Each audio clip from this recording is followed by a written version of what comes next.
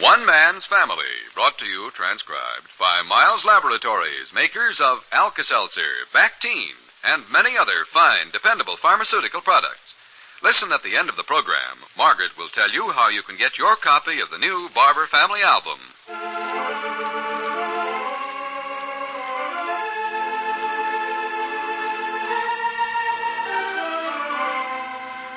Overheard between Betty and Jack at Jack's house. Little boys get absorbed in something and are utterly quiet for hours at a time.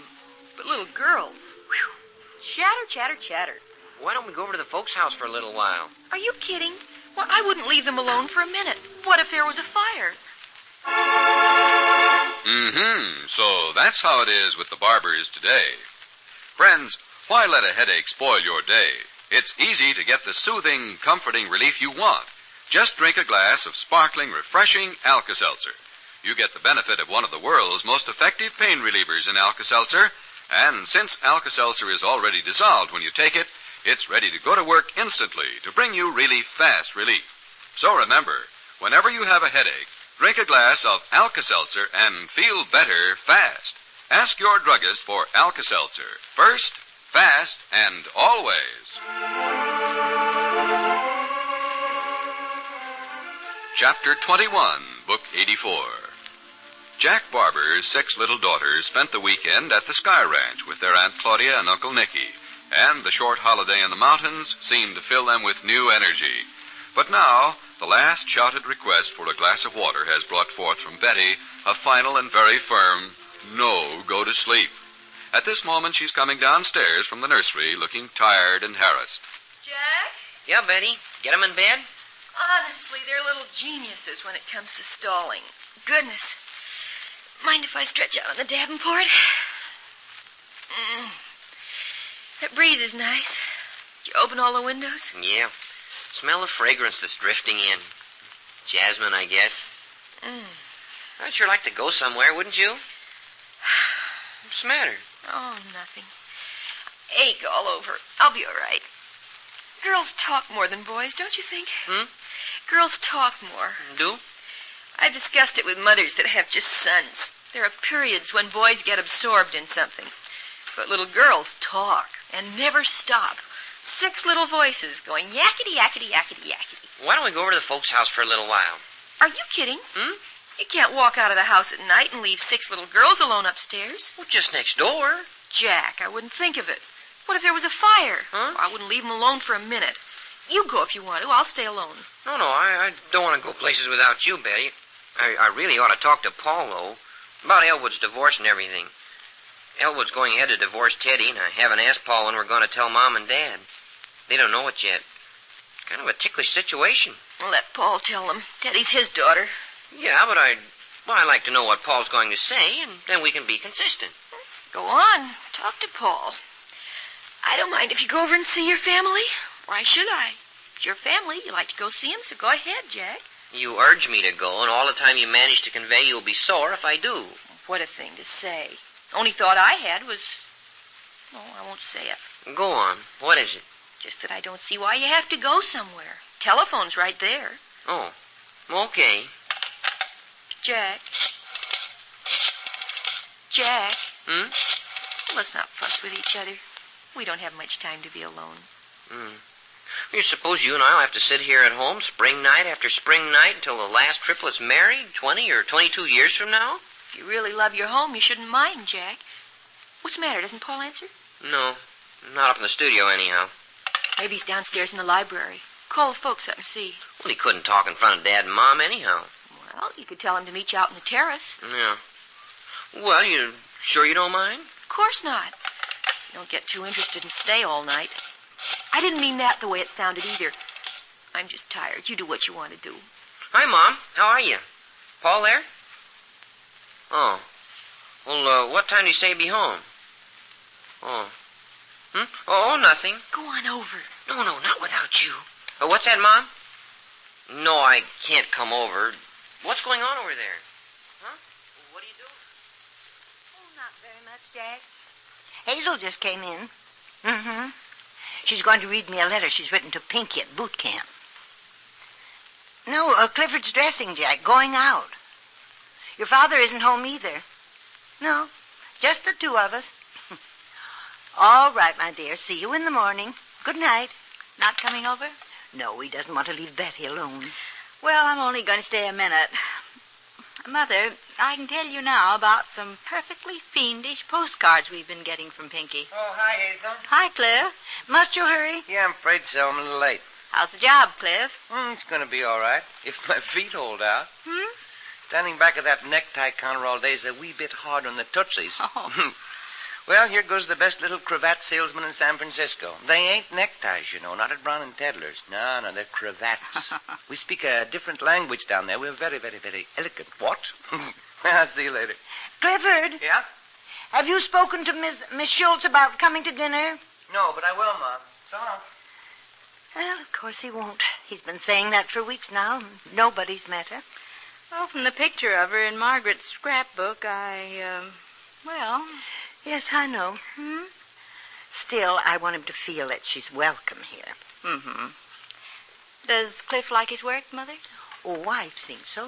Hey, library? Yes, Jack, come on in. It's Jack. Came in the back way.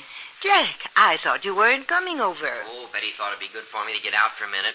She's so tired she keeps falling asleep when you talk to her. Oh, we've all got to pitch in and help now that Nicolette's gone. Oh, sure. You ought to see the list of stuff I got to do next Saturday and Sunday. Well, what's all this about a letter from Pinky? Oh, no, it's a letter I've written to him. I was just going to tell Mother about his postcards from San Diego. They're infuriating and frightening. I didn't tell you people, but last week we got a postcard, a picture of the naval base, and on it he'd written, "I'm sick as a dog." What? We didn't tell anybody because we didn't want to worry you. Well, I wired him, but no answer. My. Then a day or two later, another postcard, picture of the San Diego Zoo. And this one said, "Still pretty sick, but recovering." Well, what did he have? We don't know. Then today there was another card, picture of the amusement park, and it said, "Well again." That's all. So I wrote him a letter this afternoon, but Dan thought it was too strong, so I've rewritten it.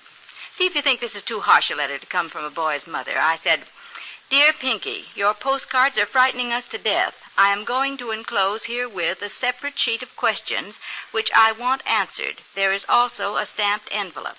It should be simple enough to write answers on this paper, fold it, and mail a letter. Then your parents can sleep nights." Well, you know, sometimes when a kid's away from home, it's kind of comforting to know that your parents are worrying about you. Well, he's overdone it.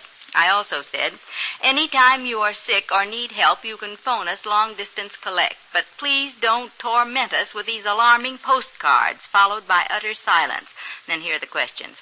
1, what illness did you have? 2, are you fully recovered? 3, have you finished your 24 hours extra duty? 4, what did you do this time to warrant a reprimand and extra duty? 5, will it be possible for us to see you, A, next weekend, B, or the following weekend? And if neither, when? Question 6. Have you written your Uncle Paul? Don't forget you owe him money. I wouldn't bother the boy about that, Hazel. Paul doesn't mind waiting. Oh, Mother, Pinky's got to learn to discharge his obligations. And the last question, do you need money until payday? And if so, how much and what for? Oh, yes, there was one card which said he was starving and couldn't even afford a candy bar. Well, he's probably terribly busy, Hazel, and he just writes the first thing that comes into his head. You know, I think your letter sounds a little bit, well, exasperated. Well, I only get a response from him when I make it firm, Mother. Oh, but that isn't the end of my letter. I tried to convey how much we miss him and love him. I said, "Be sure to write Margaret fully about dedicating her family scrapbook to you because she watches every mail for a personal letter from you. We all miss you dreadfully, and we love you very much." Oh, that's nice. I wish you'd write him, Jack, and tell him that a recruit simply cannot talk back to officers, or he'll be doing extra duty on that grinder all the rest of his life.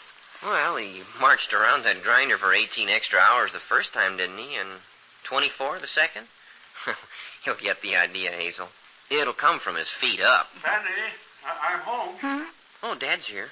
Where's he been? Oh, Hazel and Jack are here, Henry.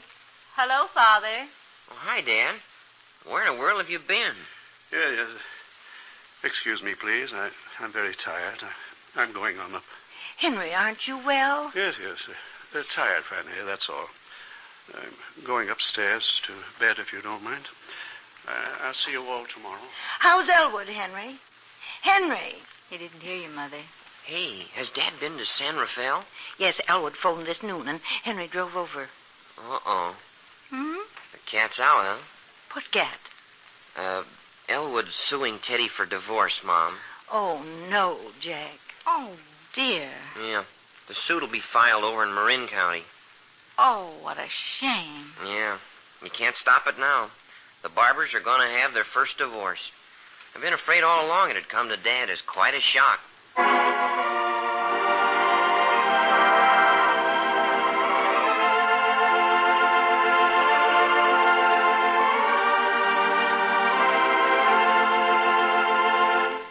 Friends, have you tried Bactine? B-A-C-T-I-N-E. Bactine is the new family antiseptic that has so many, many uses in the home. Bactine Oh, is... here you are, Mr. Barton. Oh, hello, Margaret. How's the Barbour family album going? Oh, just wonderful, Mr. Barton. I just couldn't imagine so many people all over the United States wanting a copy. Wanting my very own Barbour family album. Why, of course they want it. It's the best family album the Barbour family ever had. You wait and see. All our friends will send in for one. Honestly, you really think it's the best one-man's family album of them all? I really do, Margaret. So many pictures and stories. Why, the whole history of the Barbour family from beginning to end is between the covers of these 20 pages. Well, I guess our listeners would want it just out of respect to Pinky because he joined the Navy. You think so? Well, a lot of them will. But my goodness, don't forget all those pictures.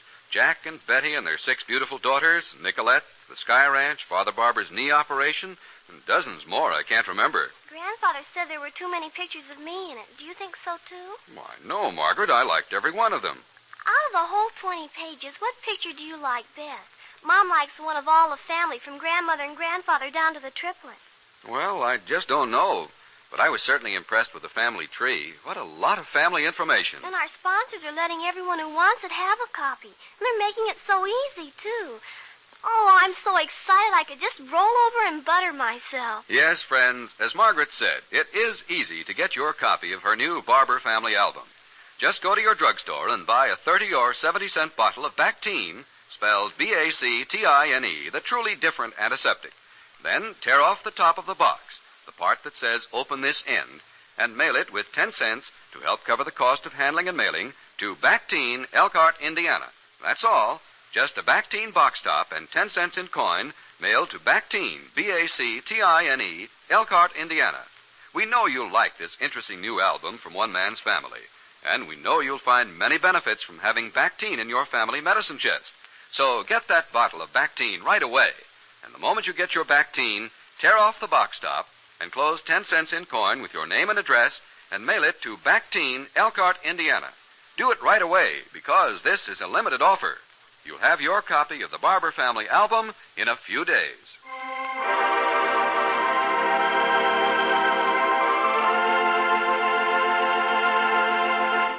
Remember, friends, to get your copy of the beautiful new 20-page Barbour family album, send the top of the box from a 30 or 70-cent bottle of Bactine, along with 10 cents, to B-A-C-T-I-N-E, Bactine, Elkhart, Indiana.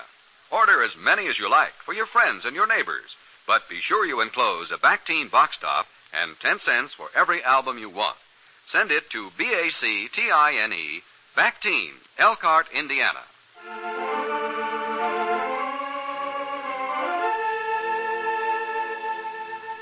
One Man's Family is brought to you every weekday night at this time, transcribed by Miles Laboratories, makers of Alka-Seltzer. Tomorrow, Henry is faced with the inevitable. Chapter 22, Book 84. This is a Carlton E. Morse production, directed by Michael Raffetto.